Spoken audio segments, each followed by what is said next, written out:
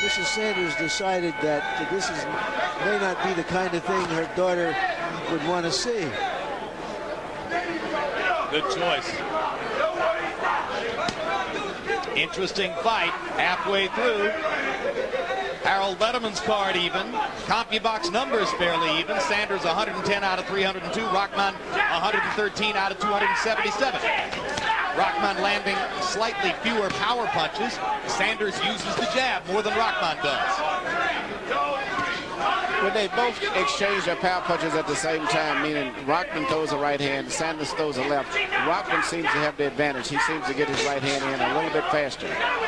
But when Sanders is effective is after he lets Rahman miss. But when they shoot at the same time, Rahman seems to come in a little bit better. His punch seems to be a little bit more to the inside. But the big difference would be still if Rahman would use his left jab a lot more. Sanders also seems to be strictly strictly a head puncher. He doesn't work to the body at all. Doesn't punch to the body at all. And Oleg Moskev was saying to us yesterday that he felt the importance of working in American gyms was that you learn the left hook and you learn to use body punches. And you learn to use body punches. In most of the countries, even though South Africa is not Europe, they still primarily concentrate on head punches. Straight right hand by Rahman, right on the button. And a right, and a left, and a big rally. And Sanders tries to hold on. And Rahman just pounding away. Sanders covering up, covering up, covering up. Rahman just punching, punching. Eddie Cotton looking in. What's Sanders? Eddie Cotton's going to stop it. Corrie Sanders not defending himself. And that's Hasim Rahman punches him right out of the division. Punched him right out. He should have grabbed the man and tied him up. When you're hurt like that, grab the thing that's punching and beating you up. Grab the arms and tie the arms up. Well, but he was hit by about 15 to 17 straight punches. And early on, he seemed dazed, just trying to survive the onslaught, but not doing anything to get out of the way. Well, the referee had no choice. When you're getting hit that much and you're not returning any punches, he has to stop the fight. Gentlemen, it appeared that once Corrie Sanders was unable to get the early knockout against Hasim Rahman, it became a matter of time and whether Rahman would destroy himself or take advantage of the opportunity in front of him. Instead, he took advantage. He took advantage of it, and in fact, he fought as if he wanted to win a little bit more than Sanders going down the stretch. The fight was up in there. 33 wins now against only 2 losses for Rahman. He takes a big step toward reviving his status as a contender in the division. And Corrie Sanders, in all likelihood, will go back to South Africa without ever getting a shot at one of the top heavyweights of his time, Lennox Lewis or Mike Tyson or Evander Holyfield.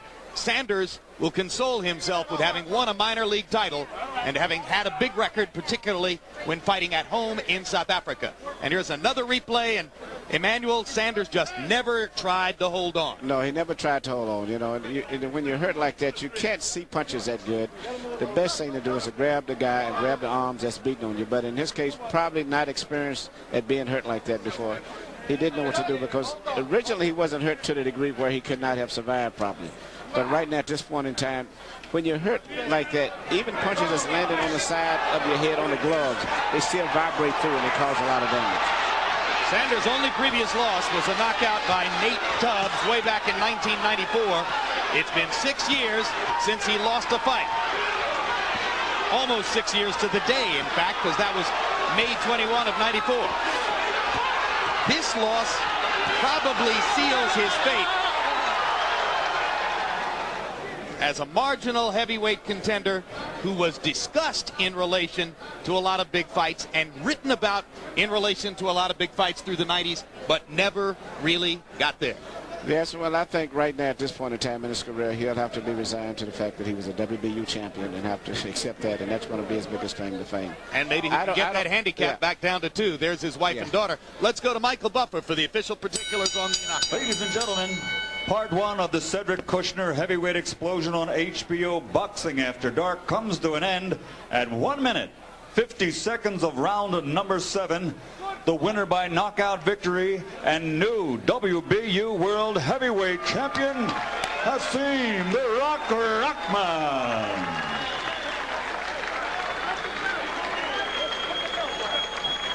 Okay, we gotta go right over HBO, right now.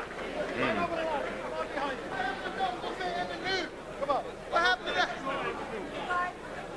Final punch stat numbers. Hasim Rahman said that if he couldn't beat Corrie Sanders, he would give up trying to become heavyweight champion of the world.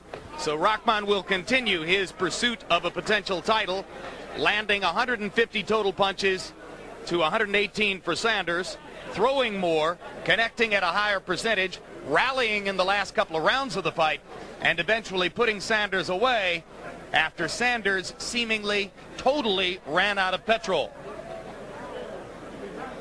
And power punches, as I said, Sanders is the only man who threw jabs, and Rahman landed 37 punches to only 8 for Sanders in that last round. So the numbers bulged as the result of the Rahman rally. Larry Merchant standing by with the winner.